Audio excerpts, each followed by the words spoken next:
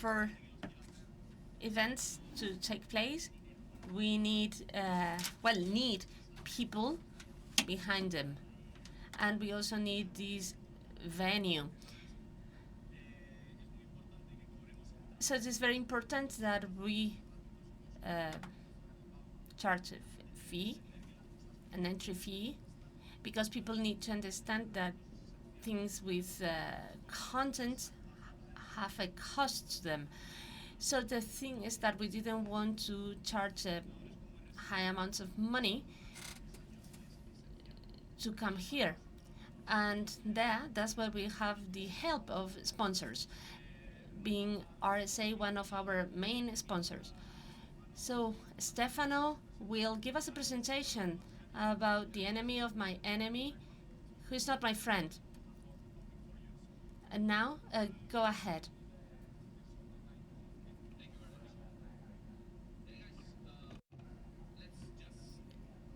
Muy buenos días. Vamos a hacer una presentación. Bueno, en primer lugar, voy a disculparme por mi mal inglés, pero desde luego es mejor que el pésimo español. Bien, entonces, quiero establecer un tipo de interacción y voy a presentar un caso en el que he trabajado anteriormente, pero como digo, durante la presentación vamos a tener momentos en los que quiero interactuar con vosotros. Bien, esta no es una presentación comercial, es una presentación que incluye una serie de recomendaciones sobre nuestro producto que acelera el proceso de investigación. Yo no voy a hablar de nuestro producto y con la intención de venderlo. No es en absoluto el objetivo. Como digo, es un producto que ayuda a acelerar el proceso, pero podemos llegar al mismo resultado con otros elementos que no nos dan ese nivel de agilidad.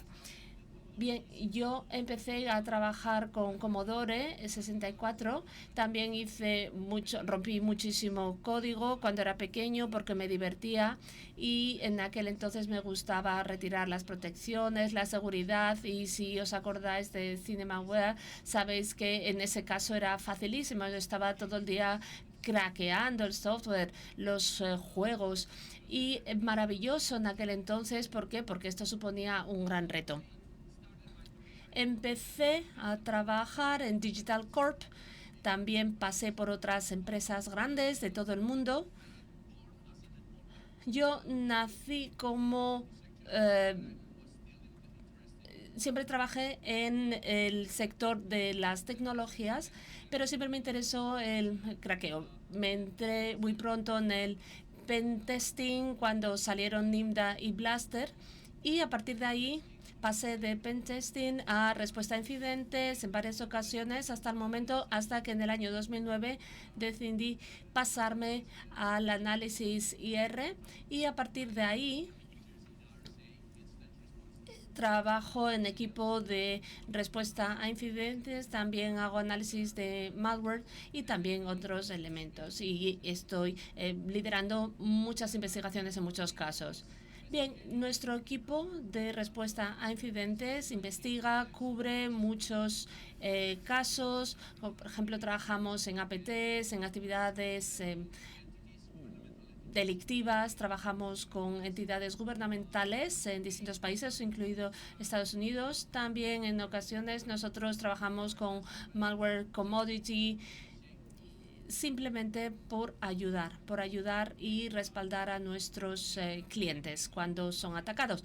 Y nosotros también sí nos han pedido ofrecer cobertura en algunos casos de copyright y de robo de patentes y propiedad intelectual. Nosotros con el tiempo hemos desarrollado o realizamos procesos de investigación, algo que no dista de otras metodologías similares. Lo que hacemos es aprovechar nuestra tecnología y a partir de ahí separamos el proceso de investigación en tres fuentes o canales distintos. Por ejemplo, tenemos Forensic y tenemos el análisis de la red.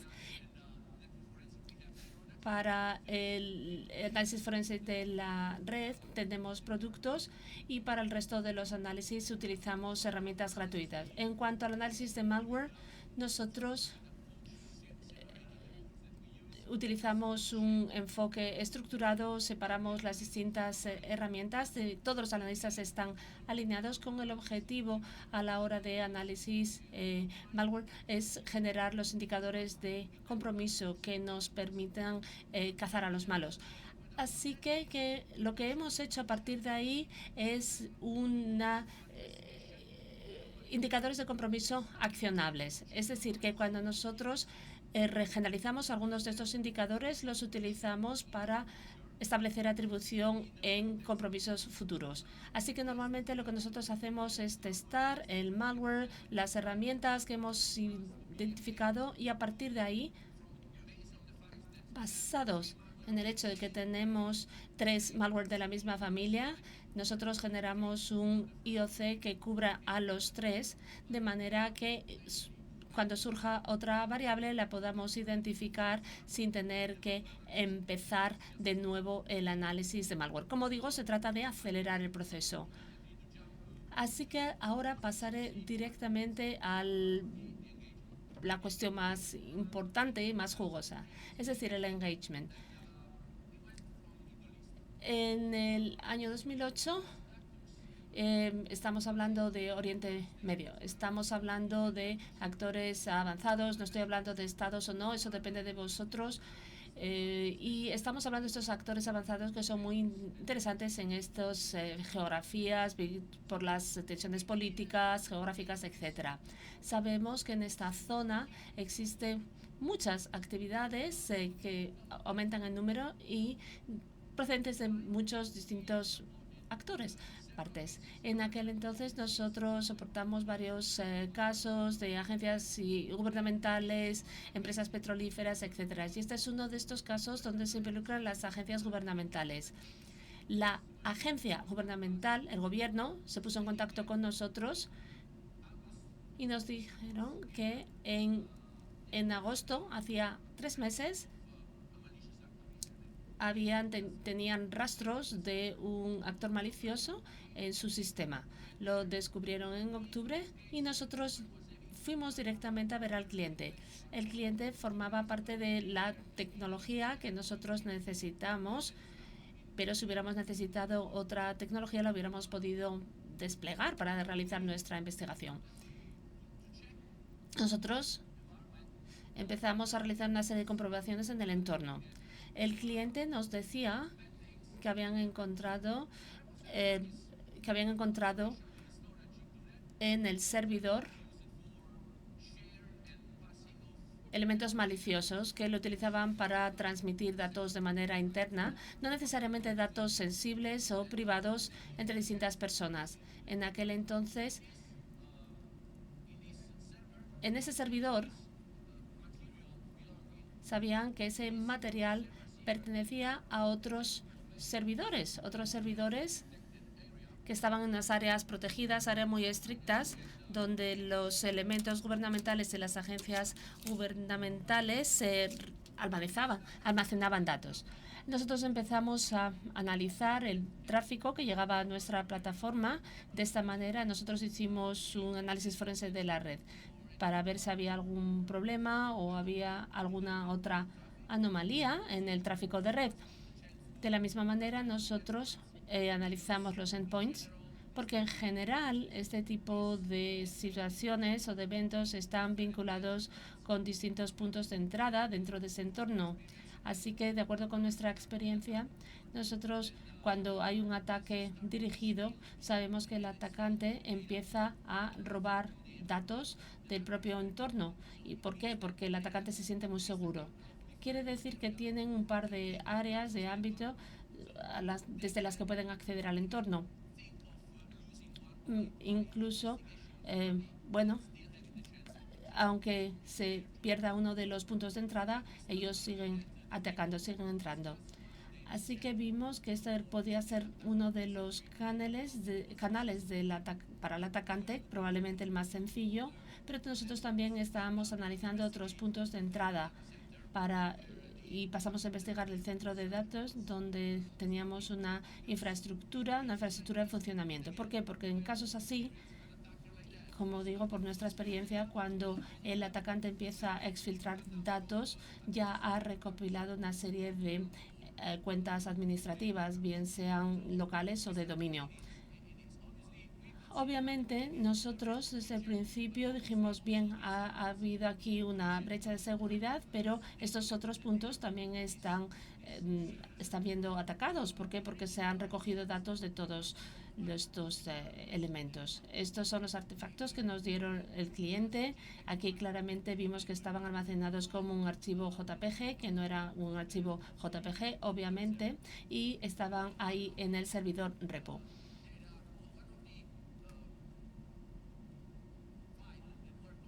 Uno de los archivos que estaba contenido en los archivos RAR, tal y como vemos aquí, tenía este nombre. Todos los archivos de la carpeta estaban cifrados, pero incluso en los casos en los que están cifrados, el compresor RAR, aunque se cifre, te permite ver el nombre del archivo, el archivo archivado.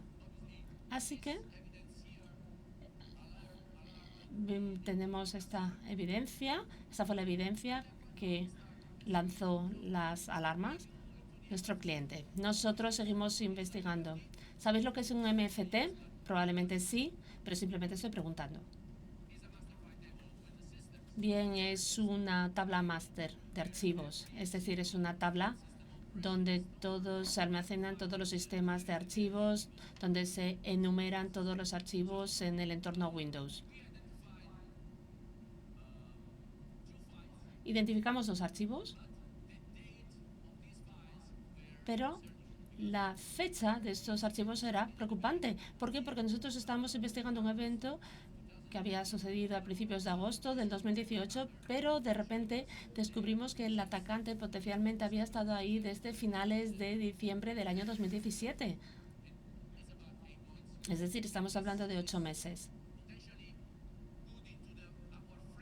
Bien, esto nos resultó positivo para entender el marco del ataque, porque normalmente el atacante entra, se mueve lateralmente y a partir de ahí empieza a capturar datos. Los atacantes son muy pacientes y normalmente no tienen prisa en robar datos. Bien, ¿qué podemos decir de estos dos archivos? Uno de ellos es un archivo de contraseñas y este es un archivo generado w.x, que es con la herramienta de editor de credenciales de Windows y se utiliza en el entorno Windows, como digo, para recoger o listar cuentas. Básicamente, bueno, esto tampoco nos da muchísima información sobre el atacante. Simplemente nos dicen que ciertas cuentas han sido hackeadas de esta manera, pero el editor de credenciales genera un archivo directo, pero que se utiliza de manera frecuente en Irán. Es decir, a partir de ahí empezamos a enmarcar, a perfilar al atacante y sabiendo que la agencia gubernamental podría ser un target de interés para el atacante. Bien, este es el contenido del archivo de texto que os he enseñado antes. Estas son algunas de las contraseñas, bueno, que están ocultas porque son contraseñas de la agencia, otras no, están en claro, en abierto, para que vosotros veáis el nivel de complejidad de las contraseñas. Como digo, las contraseñas o las cuentas fueron hackeadas el 28 de diciembre del 2017. Nosotros quisimos ver desde dónde el atacante había actuado. El servidor repo indicó una serie de logueos fallidos el día que se había caído el servidor. Es decir, Las cuentas no funcionaban, pero en cualquier caso entraron por algún sitio para recopilar datos. Cercano a la hora donde se realizaron los distintos eventos fallidos, uno de los intentos tuvo éxito y entraron a través de esta dirección IP. Esto viene de un segmento de la red. Esta sesión tenía una IP dinámica.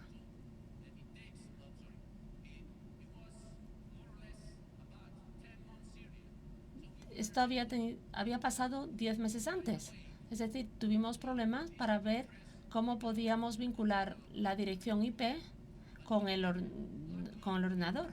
Al final, afortunadamente, pudimos hacer el seguimiento a través de los logs de proxy.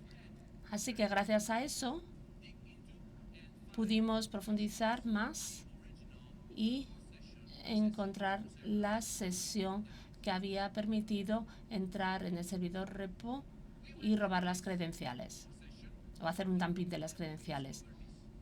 Así que inmediatamente descubrimos lo siguiente. Este es el evento del servicio de login. Se cerró en agosto del 2018. Parece ser que podemos tener los datos originales del 28 de diciembre del 2017, pero desafortunadamente el atacante lo que hizo fue eliminar los logs, es decir, que nos quedamos sin pistas sobre cómo había entrado el atacante. Cuando vimos los datos de tracking de nuestra solución Endpoint, pudimos identificar algunas de las actividades o acciones realizadas en el entorno en agosto. Actividades interesantes, así que aquí vemos al atacante ejecutando, utilizando la red y accediendo a otros archivos. Movimiento lateral, robo de credenciales, de contraseñas, máquina comprometida. Ya estábamos entendiendo un poquito más qué había pasado. Sabemos que ha habido un ataque. Pero ¿qué pensáis? ¿Qué pensáis ahora? ¿Qué haríais vosotros ahora, a continuación? ¿Alguien sabe qué haría? No seáis tímidos. Adelante. A mí me gusta la interacción. Bueno, espero que vosotros también. ¿Alguien tiene idea? ¿Qué haríais a continuación? Seguro que sí.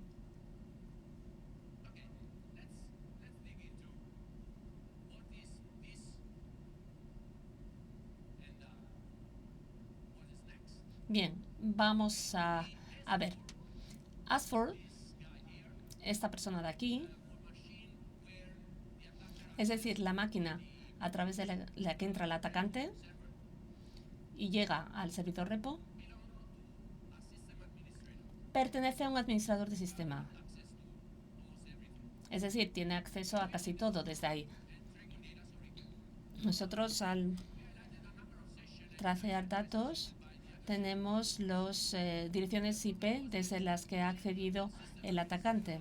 El problema es que este administrador de sistema tenía muchísimas comunicaciones, muchísimas conexiones. A mí me gustan estas. Nosotros necesitamos entender si esta persona estaba activa o el administrador del sistema estaba activo en ese momento de tiempo, en ese punto concreto temporal. Después de revisar los logs y el tráfico de red, también llegamos hasta el host de la estación de trabajo a través de la cual se había llegado al servidor repo. El propietario de este sistema era un desarrollador principal del entorno que tenía distintos accesos al sistema fuera de la agencia. Desafortunadamente no tuvimos la oportunidad de hacer ninguna investigación anterior a esta fecha. Es decir, no pudimos llegar, no supimos qué había pasado el 27 de diciembre del 2017. Es decir, como no pudimos acceder a esa fecha, empezamos a a buscar otros datos. Empezamos a investigar el sistema y a partir de ahí descubrimos de repente dos elementos. Nosotros recogimos estos dos elementos.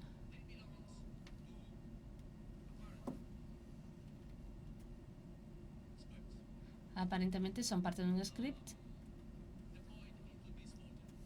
que se había inyectado en este archivo con el nombre legítimo de Aptavia Update. Nuestro sistema muestra los ítems a través de autorun y una actualización local.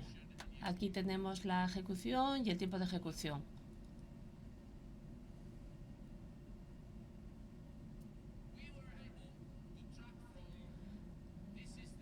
Así que miramos el MFT, hicimos un trazamiento del sistema y este es el gráfico cómo había entrado el desarrollador principal. Es decir, las personas recibieron un email con un adjunto, un archivo exe. Así que llegó este sistema de una fuente aparentemente fiable, se abrió el archivo y pedía habilitar un macro. Y el macro ejecutó el script de VS. Y a partir de ahí empezó a descargar el sistema PowerShell. Y esto sucedió fuera del entorno, en el entorno del desarrollador o en otro entorno. Es decir, que el firewall o otro sistema defensivo no pudo captarlo, detectarlo. Una vez que se descargó el sistema, los atacantes llegaron a otros lugares a través de la ejecución del script para asegurar persistencia. Es un sistema de persistencia muy básico, pero muy efectivo. Cada vez que empezaba la comunicación con el DNS, con Internet, con otro lugar, a partir de ahí nosotros pudimos hacer un seguimiento de los archivos, porque sucede de vez en cuando. Y nosotros lo que hicimos fue identificarlos en alguno de estos casos.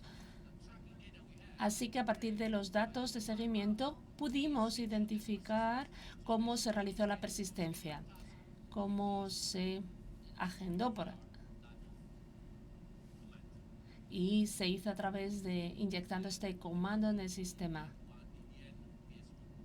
de DNPDS 1.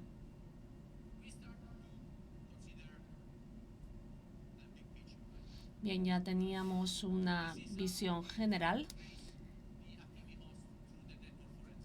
y aquí hicimos el análisis forense de la red, vimos la dirección IP del host, el ASCER, y a través del cual se accedía al sistema, al servidor repo, y en 10 días vimos que la comunicación entre estos sistemas era peculiar. Y a partir de ahí nosotros empezamos a investigar el host Akimi y también en el host AS4.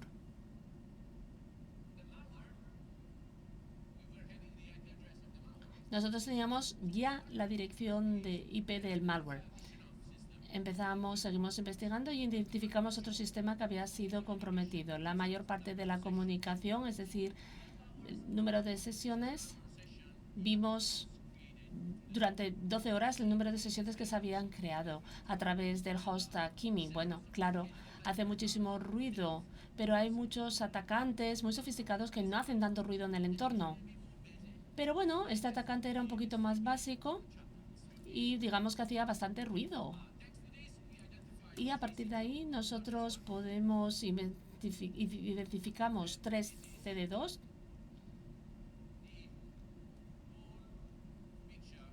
Bien, y aquí tenemos un resumen, una representación gráfica de lo que había pasado en esta agencia gubernamental. Aquí tenemos las 3 direcciones IP del atacante. Este es el host Akimi, cómo se llegó a S4 a través de movimiento lateral.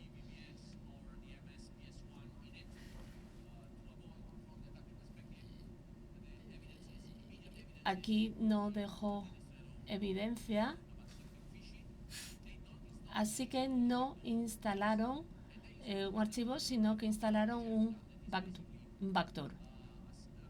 Entraron a través de otro archivo, es decir, un escáner Samba, para destacar otros archivos compartidos dentro de ese entorno. Como digo, a partir de ahí llegó al servidor repo, hizo un dumping de las credenciales y a partir de ahí empezó a moverse lateralmente hasta llegar a otros sistemas.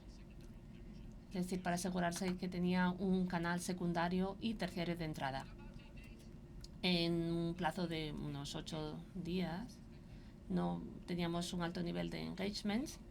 Pudimos revisar otros hosts comprometidos, analizar los indicadores de compromiso, tener una visión general y también tener una secuencia temporal. Si colocas todos tus hallazgos sobre una línea temporal, tienes una visión bastante clara de lo que ha pasado entre 2 puntos determinados. Así que empezamos, junto con la ayuda del personal de nuestro cliente, empezamos a organizar la fase de remedio. En estos entornos de investigación tenemos que hacer que el cliente no empiece a tocar un sistema infectado. ¿Por qué? Porque en el momento que tú cortas la comunicación o eliminas parte de la comunicación, el atacante puede darse cuenta y a partir de ahí pues todo se va al garete. Así que es muy importante que esto pasa. Nosotros obligamos al cliente a no establecer ninguna comunicación. Pero imaginaos un manager viendo todos estos hosts, todos estos datos exfiltrados. Claro que es muy difícil convencerles todos los días, día a día, en la reunión, que no hagan nada, que se queden quietos, que se lo tomen con calma. Así que nosotros sugerimos una serie de acciones para remediar la situación. Para ellos fue muy difícil hacerlo, es decir, resetear las contraseñas de dominio, también retirar una serie de cuentas de servicios no utilizadas, también revisar y retirar la autenticación local. Es decir, para ellos fue muy difícil, así que nosotros hicimos una planificación paso a paso para lograr realizar todo esto en un plazo de 2 meses. Decidimos esperar el momento para, enviar fuera a los atacantes y ofrecer el procedimiento adecuado al cliente para poder, acabar con cualquier posible filtración de datos que se pudiera haber producido en aquel momento, simplemente, modificando los algoritmos a nivel interno. Entonces, de esa manera se podía reconstruir otra vez la información que habían almacenado. Esta es una práctica bastante común para el sistema IR. Entonces solamente había un elemento que no ajustaba y una vez más, esto está relacionado con el tiempo y con la explicación del incidente. Encontramos en el sistema durante la investigación este aspecto tan extraño que no se ajustaba a la imagen, no se ajustaba al paisaje general. Esto era un driver de cuadro virtual de Oracle, especialmente concretamente de Imotec, pero es diferente al VirtualBox Driver, antiguo, por cierto, que se había instalado en este sistema. Entonces no sabemos por qué. Empezamos a escarbar un poquito en esto y esto nos permitió poner de manifiesto otros 2 elementos que estaban en el mismo lugar y que eran extremadamente sospechosos. Presentamos estas pruebas al cliente y gracias al análisis malware, a la revisión de las cosas y demás, vimos que esto pertenecía a un atacante Epicturla. Es diferente en términos de sofisticación. Esto nos preocupaba este descubrimiento, pero el cliente dijo, no te preocupes. Conocemos esto, es decir, este es el único sistema que todavía utiliza esto, pero pertenece a una infección previa, un ataque previo que resolvimos en su momento y que, bueno, sucedió en el pasado a finales de 2016, principios de 2017. Entonces analizamos la red, analizamos la comunicación de este host y parecía ser que este host no se estaba comunicando hacia el exterior con ninguna comunicación sospechosa, con ningún protocolo sospechoso, con lo cual dijimos, vale, hemos mencionado esto como algo normal. Pero todavía estamos un poquito preocupados y somos un poquito escépticos en este sentido. Pero bueno, depende de ti. Es decir, en un momento dado, pues yo no puedo convencerte de que amplíes una investigación si no quieres invertir dinero y no quieres recibir noticias al respecto. Con lo cual, bueno, pues venga, adelante. Una anotación. Este paquete de aquí son 3 archivos diferentes, pero pertenecen al mismo paquete, básicamente. Es parte del paquete Glacier de Epicturla. Os lo puedo decir de forma segura porque lo comparamos estas herramientas, estos archivos con otros y con paquetes anteriores de Glacier que se habían encontrado en diferentes entornos y coincidían, bueno, prácticamente al 100%. Con lo cual, en el sistema, bueno, también nos dimos cuenta, para completar la imagen, de todos estos procesos que había encontrado nuestra solución. La única confirmación sobre el ataque previo era el análisis MDF que se había producido, que indicaba un ataque del año 2016. Así que no hubo problema. ¿Alguna pregunta, chicos? Bueno, espero que os esté gustando. Estupendo, gracias. Entonces, bueno, vamos a seguir adelante. Volvemos a las instalaciones del cliente 2 meses después, durante la última etapa de facilitarles el remedio, ¿de acuerdo? Y llevamos a cabo una serie de comprobaciones a través de nuestra red, de nuestra plataforma. Y bueno, descubrimos algo bastante raro. Este es el tráfico que pertenece a los atacantes originales que investigamos. Desde este momento, la máquina donde estaba el malware, se había reconstruido, pero estábamos intentando ver si el atacante todavía tenía este sistema o tenía algún otro sistema adicional. Entonces, desde un punto concreto, 2 semanas más tarde, empezamos a registrar otro tipo de tráfico en el mismo lugar, un tráfico totalmente distinto. Esto es un DNS. Esto es tráfico de bits. Los bits son una bestia rara porque básicamente, tienen su propia estructura y lo utiliza Microsoft para sus actualizaciones. Entonces, es habitual ver bits que, comportándose de esta manera, especialmente si corresponden a atacantes de tipo C2. Pero dijimos, vale, los iraníes habían desarrollado una nueva herramienta, un nuevo arsenal, qué raro. Pero podría ser. Pero ya sabemos que este protocolo se estaba utilizando en algunos elementos anteriores por parte de Epicturla y en algún momento anterior por parte de Epicturla. Entonces, todo esto lo ponía en una perspectiva diferente. Entonces, Epicturla, Pawnik Oil Rig, pues parecía que sí. Con arreglo a mi experiencia personal, en algunos casos anteriores, hemos visto casos donde un atacante infectaba una máquina y de repente había otro atacante que robaba la misma máquina, pero entonces echaba al primer atacante y empezaba a ser el propietario de la máquina, ¿de acuerdo? Utilizando diferentes herramientas, diferentes diferentes accesos y protocolos. Pero nunca en mi vida antes me había encontrado con algo así. Y sinceramente, bueno, pues la verdad es que fue un descubrimiento importante desde mi punto de vista personal. Entonces, este es un flujo de comunicación legible de paquetes que pertenecen a este flujo de comunicación. Entonces, el protocolo principal se comunica con la misma C2 desde un sistema diferente con HTTP, no HTTPS, pero esto de nuevo son bits, ¿de acuerdo? Entonces, vamos a echar un vistazo a un par de cosas. Este es el dominio, esta es la identidad de sesión, este es el agente del usuario. Entonces, la respuesta fue también rara, que no se ajustaba a las normas de Microsoft. Entonces, empezamos a analizar el host que existía o que estaba presentando estos elementos y descubrimos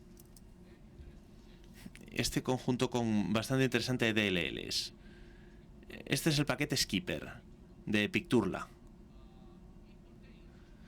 Contiene dos archivos ejecutados a través del mecanismo de ejecución de DLLs, pero estos dos exportan dos funciones que son 1W y 2W. La 1W se utiliza para instalar la puerta trasera y durante esto pues se ejecuta la 2W para que active un socket de red.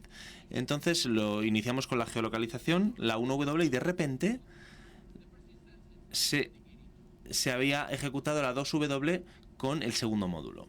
Entonces, vamos a ver, en este punto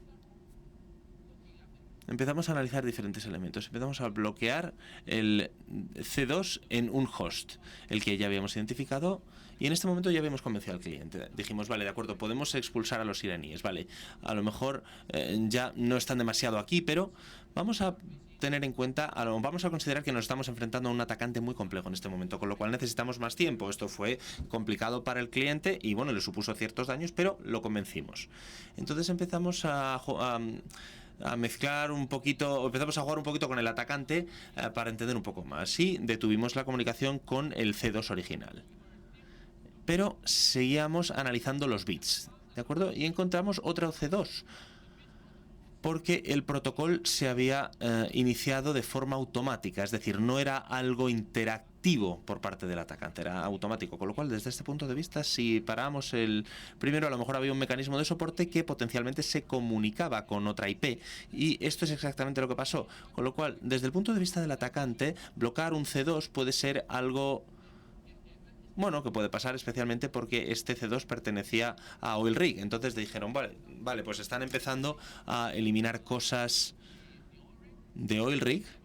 Entonces ya habían preparado el mecanismo de soporte para otra IP. Esta es la IP. Entonces inmediatamente después de cortar la conexión hacia el primer C2, todas las ejecuciones del atacante se fueron al otro C2. En el momento en el que se reinició la conexión hacia los 46 hosts, es decir, todo empezó a funcionar.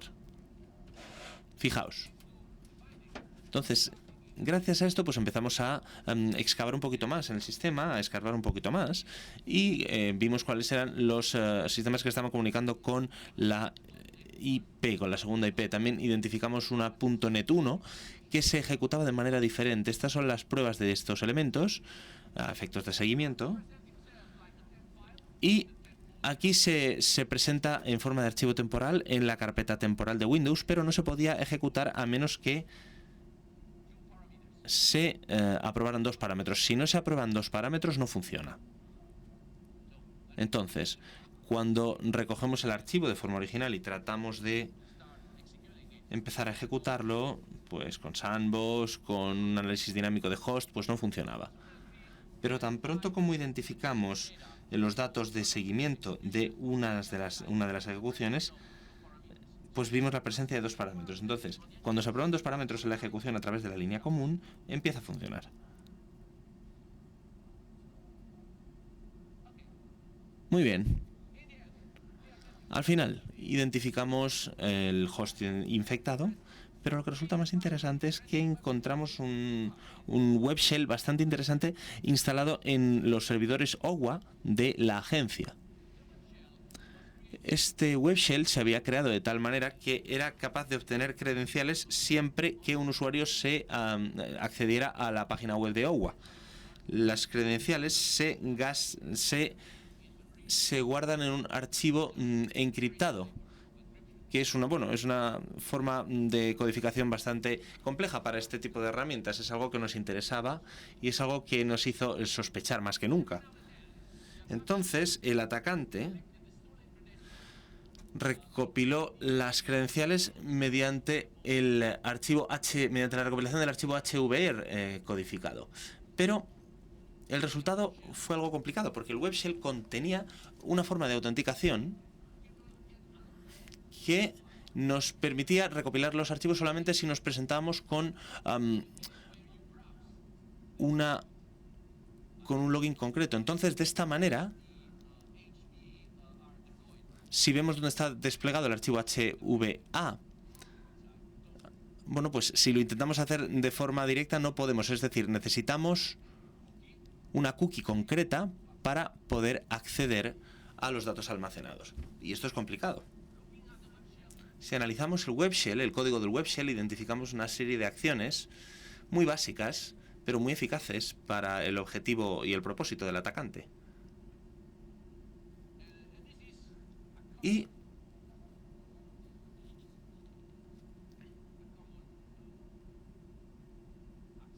este es un acceso a una sesión común del atacante accediendo a web shell, donde presenta la cookie con un disparador, con un trigger, desde una IP anonimizada para asegurarse de que nadie le pueda seguir, con un IOC. Y este es el comando. Y esta es la respuesta, que obviamente, bueno, es, digamos, sería la parte codificada. El proceso de autenticación va a través del OWA al SPX, porque si el atacante modifica el hash para loguearse, pues se puede producir una modificación para esta página. ¿De acuerdo? ¿Alguna pregunta hasta aquí? Bueno, este es, digamos, el show épico de Epicturla.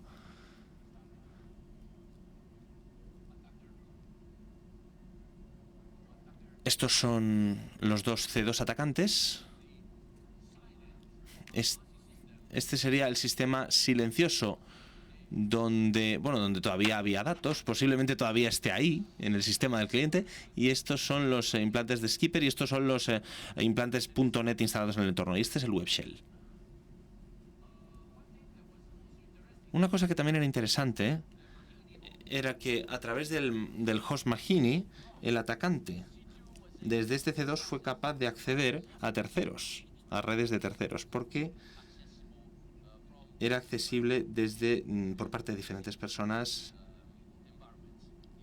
y accesible a diferentes entornos incluso fuera de la agencia, ¿de acuerdo? Entonces, ¿qué hemos aprendido? Bueno, normalmente ejecutamos las sesiones, para saber qué es lo que hemos aprendido. Entonces, no hay que partir de la base de que el remedio del cliente que se ha llevado a cabo ante nosotros ha sido necesariamente un éxito. No confiéis en esto. No partáis de la base de que una infección que parece no estar relacionada se puede investigar más tarde.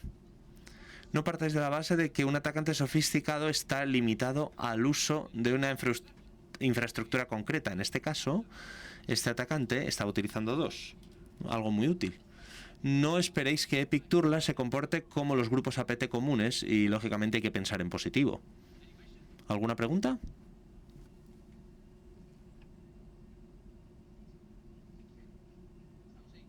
Bueno, pues me gustaría decir gracias, pero bueno, estoy abierto a hablar de cualquier cosa.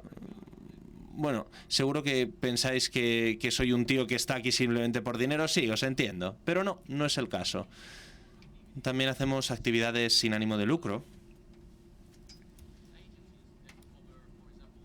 con agencias que, por ejemplo, se encargan de la protección a los inmigrantes o de la protección de los disidentes. Entonces, uno de los casos más interesantes que he visto fue en una agencia muy interesante que ayudaba a los disidentes del gobierno chino. ¿Sabéis qué? Bueno, pues fueron hackeados. Qué raro, ¿verdad? Estaban buscando direcciones donde vivía esta gente. ¿Para qué? Bueno, pues os lo podéis imaginar. Entonces, este también es un tipo... Bueno, es un tipo de implicación que yo también tengo durante todo el año.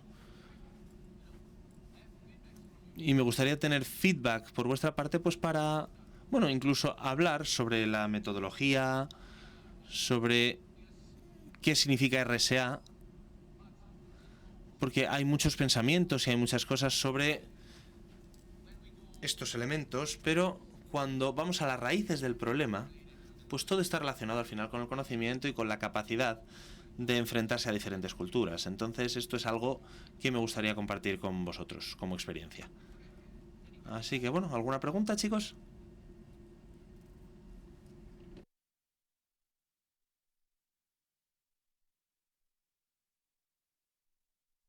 Me ha ajustado al tiempo, ¿verdad? Gracias.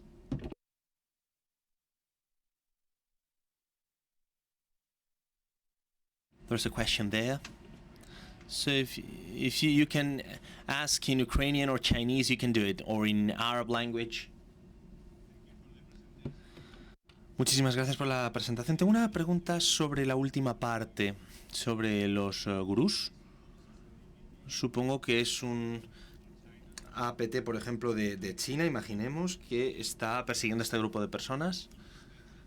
En estos casos, ¿trabajas con otras organizaciones u otros gobiernos y a lo mejor ofreces direcciones falsas para a lo mejor coger a los espías del gobierno?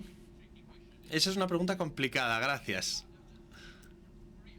No, en serio, el problema al que nos enfrentamos hoy, nosotros como comunidad, que respalda a esta agencia en concreto que ayuda a los disidentes, es que tan pronto como tengan las direcciones IP de los C2 o de las personas que está accediendo, incluso aunque no sea directamente la IP de su casa, sino que sea de otro sitio, pues bueno, pues puedes saber cuáles son las técnicas, el método y la fase que esté utilizando el atacante, porque conocemos algunos de ellos. No hay forma de perseguirlos, no hay posibilidad. Esta es la pena del trabajo que yo llevo a cabo, porque a menos que cometan unos fraudes tremendos y solamente tengan que ver con dinero, pues un gran fraude pues es, por ejemplo, pues el Carbon Act, por ejemplo, que yo investigué, donde la gente cooperaba, los estados estuvieron cooperando para perseguir a estas personas y meterlas en la cárcel, pero en muchos otros casos es un tema gubernamental y incluso aunque se efectúe un seguimiento y digas en el momento en el que la Interpol pida datos sobre estas personas, pues vamos a decir, no sabemos dónde viven. Sí, pero es vuestro ciudadano, pero no sabemos dónde viven y ya está. Ese es el problema. Lógicamente, cuando investigamos, pues tendemos a ofrecer cobertura a otras agencias también acerca de las IOCs, acerca de las técnicas, con la finalidad de compartir el conocimiento y de evitar actividades adicionales de la misma IP, desde el mismo atacante, con el mismo objetivo, digamos. Pero esto es hasta donde podemos llegar, desde la perspectiva de la reacción, quiero decir. Entonces, una vez más, en los casos en los que haya dinero en juego, bueno, pues siempre hay una reacción muy rápida. Yo investigué otro caso que estaba relacionado con las Naciones Unidas. Las Naciones Unidas, bueno, pues todos somos parte de las Naciones Unidas, todos los países, ¿vale? Entonces, se dirigieron a una agencia que estaba desarrollando las áreas rurales de África.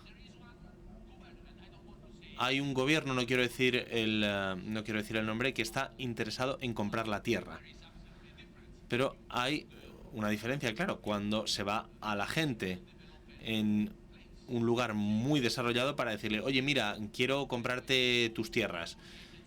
Y cuando vas a la agencia que ha recalificado todo el terreno y de repente no tienes nada. Y dicen, bueno, quiero tu terreno, quiero tus tierras. Entonces, digamos que hackearon esta agencia para entender por qué estaban tratando de poner este dinero y se anticiparon a la agencia. Entonces, ¿los puedes perseguir? No, no puedes. No hay posibilidad. Sabemos perfectamente quiénes son, pero no podemos perseguirles. Gracias. ¿Otra pregunta? Yo tengo una, Estefano. Espera que este comportamiento de Turla y de Oil Rig sea un modelo de un actor de un actor para otro actor y demás. Sí, yo creo que sí, porque investigamos este caso con Turla y con Oil Rig. Unos cuantos meses después, en un congreso, pues conocimos otros casos como este, que estaban investigados por otros equipos con el mismo comportamiento. Turla, Oil Rig, y ahora mismo ya no es raro. Hace un par de años era como, wow, esto es muy raro. Puedo contaros otra cosa divertida. Investigando otro entorno, de repente las APTs empezaron a desplegar cryptominers. Dijimos, ¿qué coño? ¿Qué es esto? Entonces, bueno, pues los cryptominers pues son muy ruidosos, digamos.